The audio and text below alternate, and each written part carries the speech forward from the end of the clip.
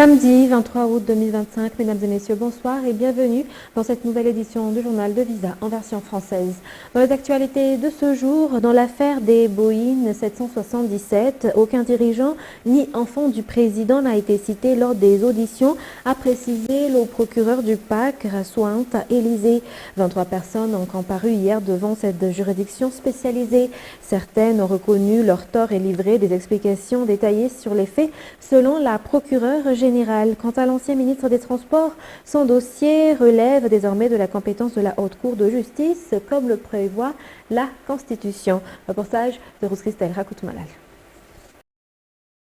Parmi les 33 personnes mises en cause dans ce dossier, 23 ont été présentées devant le PAC. On compte parmi elles 6 entreprises, CEO responsables de l'aviation civile de Madagascar, mais aussi plusieurs employés associés à 5 ressortissants étrangers dans la création d'une société. Les auditions ont commencé tôt le matin devant les juges d'instruction et se sont poursuivies jusque dans la soirée. Le doyen des juges a quant à lui commencé l'audition vers 19 h. Ces personnes sont poursuivies pour corruption, abus de pouvoir, atteinte à la sûreté intérieure, association de malfaiteurs, recel de criminels, usurpation de fonctions, ainsi que pour blanchiment d'argent, poursuit la procureure générale près du PAC, Rassoint Élysée. L'enquête préliminaire a été menée par le FBI en collaboration avec la section criminelle. Plusieurs personnes sont encore activement recherchées. Concernant l'ancien ministre des Transports, c'est la Haute Cour de justice qui instruit l'affaire conformément à la Constitution. À noter que c'est l'ACM qui a porté plainte dans ce dossier. Et c'est à 11h30 aujourd'hui que s'est achevée l'audition des 23 personnes poursuivies dans cette affaire. Toutes ont été placées en détention provisoire. Elles ont été réparties dans différentes prisons, certaines à Boudjabib, d'autres à Tanmour, à Tiafa, et une personne âgée a été transférée à la maison de détention de Manzakandjin. Toujours dans cette page politique, la réussite du 45e sommet de la SADC organisé à Madagascar marque la stabilité et le renforcement de la position du président Ranjradzueln sur la scène internationale, ainsi qu'au sein des 16 pays membres de la SADC. Un fait indéniable, il est nécessaire d'apporter des ajustements et des changements dans la pratique politique du pays afin d'éviter de tomber dans un fanatisme excessif qui conduit à rejeter systématiquement toute réalité, selon l'opinion d'un sénateur interviewé par nos journalistes Félina Rakotarsoul et Kevin Ravonerson. La tenue du 45e sommet de la SADC à Madagascar constitue un succès diplomatique pour le pays. Elle est aussi marquée par la prise de fonction à la présidence de l'Organisation régionale d'Afrique australe par le président Ranjradzueln, souligne le sénateur Taïna Ranjanadjasen. Ainsi, selon lui, les débats menés actuellement par certains opposants ne sont pas fondés. En effet, l'absence de quelques chefs d'État ne signifie pas un manque de confiance envers le président malagasy. La participation de délégations et de représentants officiels prouve au contraire une reconnaissance diplomatique. Le président Ranjradzueln, en tant que président en exercice de la SADC, place Madagascar à un rang stratégique sur la scène internationale, notamment à l'approche de l'Assemblée générale des Nations unies de cette année. La politique telle qu'elle est pratiquée aujourd'hui dans notre pays est à bannir. Elle se transforme en opposition haineuse plutôt qu'en débat d'idées, explique-t-il. Selon lui, il est donc nécessaire de renforcer l'éducation politique et d'améliorer les pratiques démocratiques à Madagascar. Poursuivant toujours dans cette page politique, le parti TGV du 4e arrondissement poursuit ses actions de redynamisation et de mobilisation des membres de chaque Fukuntan. Aujourd'hui, c'est le Fukuntan de Timialuzaf qui a accueilli l'initiative. Ces mobilisations permettent de sensibiliser directement la base, d'écouter les attentes et doléances des membres et surtout de partager les informations concernant le soutien au président Ranjradzueln. Reportage de Mervolat Sferan et Bras Denilson.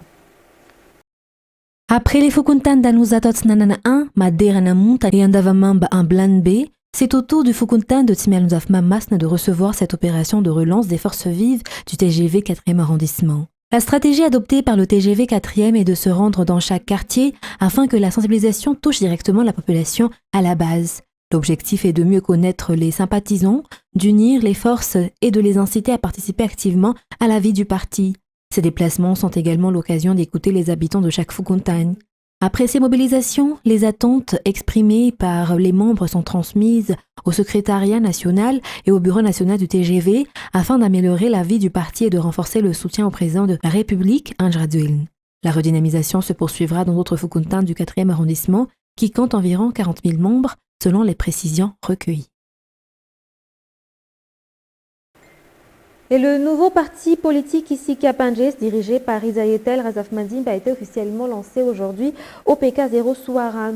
Fondé sur le socialisme, ce parti est l'évolution d'une ancienne association politique déjà active dans des actions sociales au profit des populations à la base. Reportage de Jour de Mer Vouladesfer sur les images de Bras Denilson.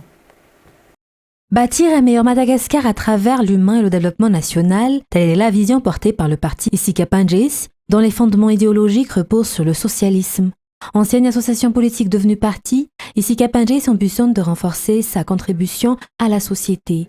Pour l'instant, le mouvement concentre ses efforts sur la formation idéologique de ses membres afin qu'ils soient bien préparés et n'envisage pas encore de se lancer dans les courses électorales, selon sa présidente Isayetel Razafmandim. Toutefois, Isika Panjis affirme soutenir le développement de Madagascar. La présentation officielle du parti Isika Panjis s'est déroulée ce jour au PK0 Souaran, en présence de plus de 800 membres. Bien qu'il soit encore parmi les plus jeunes formations politiques, il compte déjà environ 5000 membres à Antananarive et a l'intention d'étendre sa présence à l'ensemble du pays.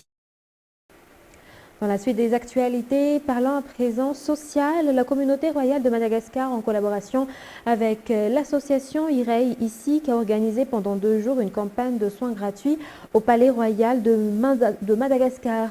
L'objectif était de permettre aux habitants du Fuktan de Mazakamiadan et des environs de bénéficier gratuitement de consultations médicales. Pour les organisateurs, cette initiative constitue une contribution concrète au bien-être de la population. Reportage toujours de Mir Vouladesfer et Bras Denilson. Ces soins gratuits organisés hier et aujourd'hui au Palais Royal de Madagascar s'inscrivent dans une démarche citoyenne de développement et de solidarité en cohérence avec la vision du président Anjradzuiln. La santé étant considérée comme un facteur essentiel de productivité et d'épanouissement des habitants, cette action a réuni plusieurs centaines de personnes venues des alentours du Fukuntan Mazakamiadan.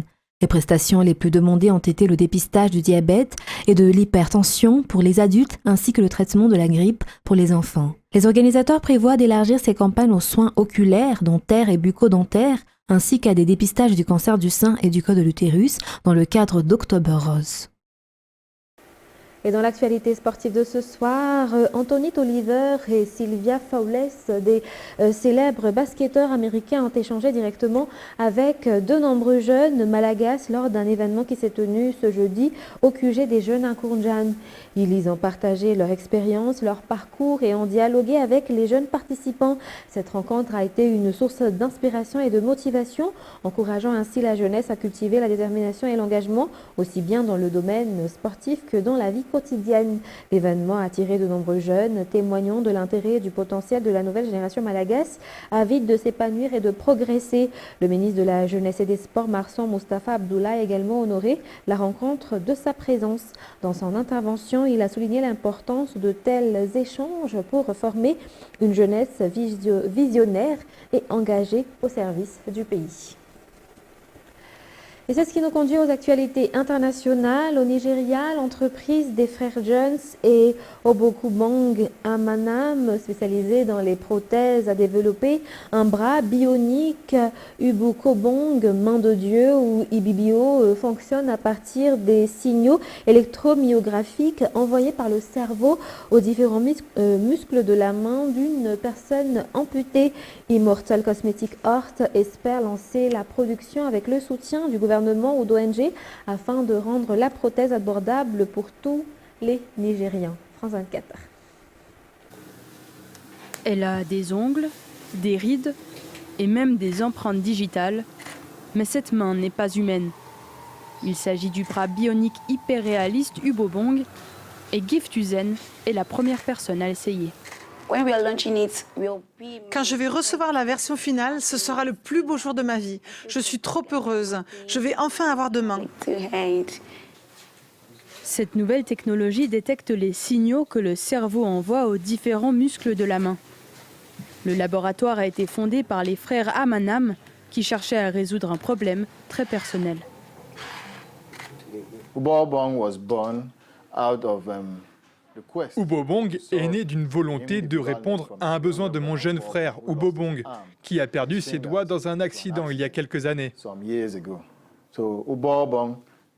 Nous avons donc inventé l'Ubobong bionique, ajouté des fonctionnalités à notre prothèse hyper réaliste déjà existante.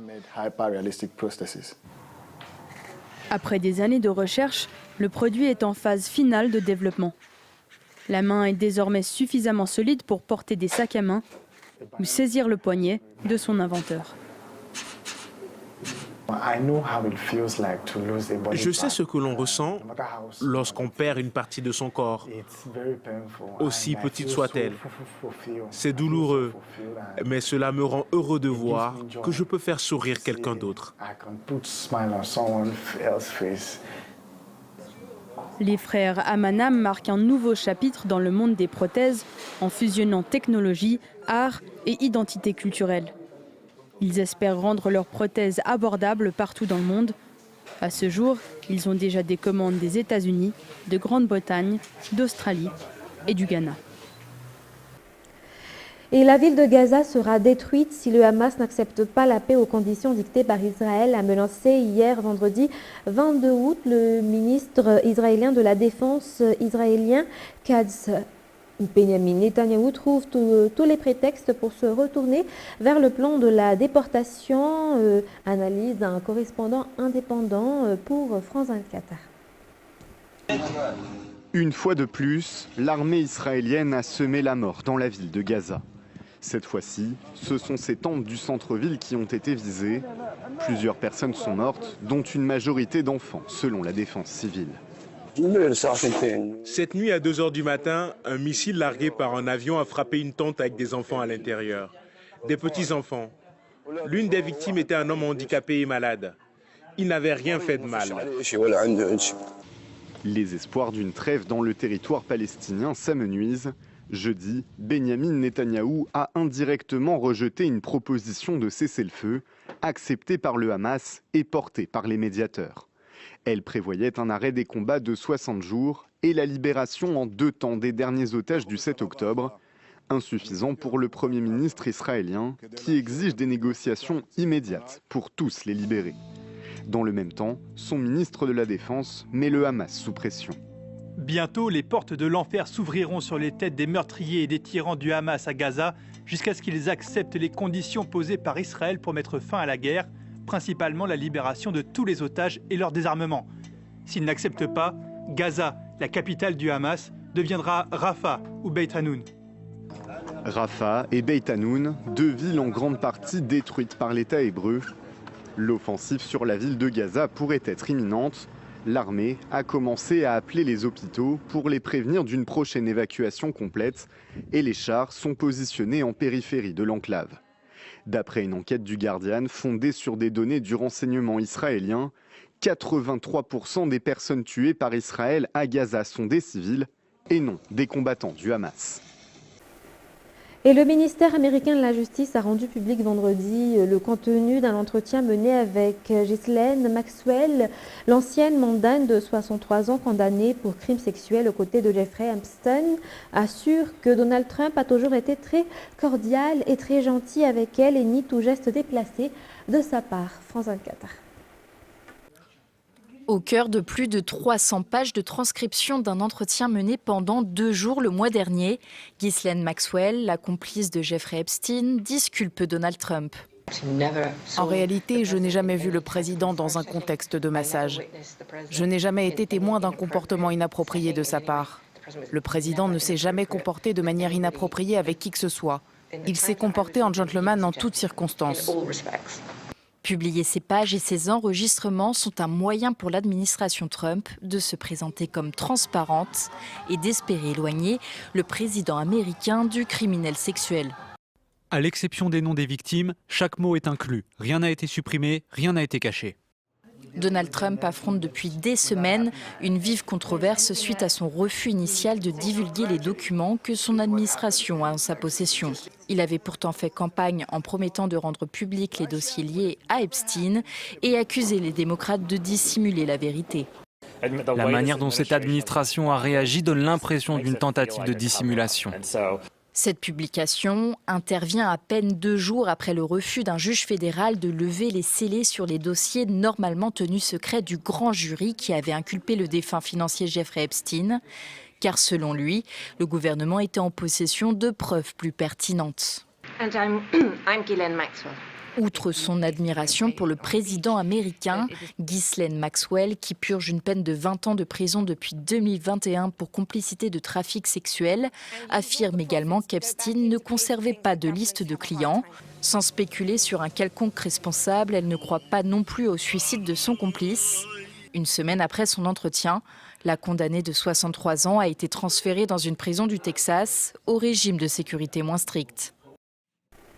Mesdames et messieurs, c'est la fin de ce journal. Nous vous remercions de votre fidélité. Très bonne suite de programme et très bonne soirée sur Visa. Au revoir.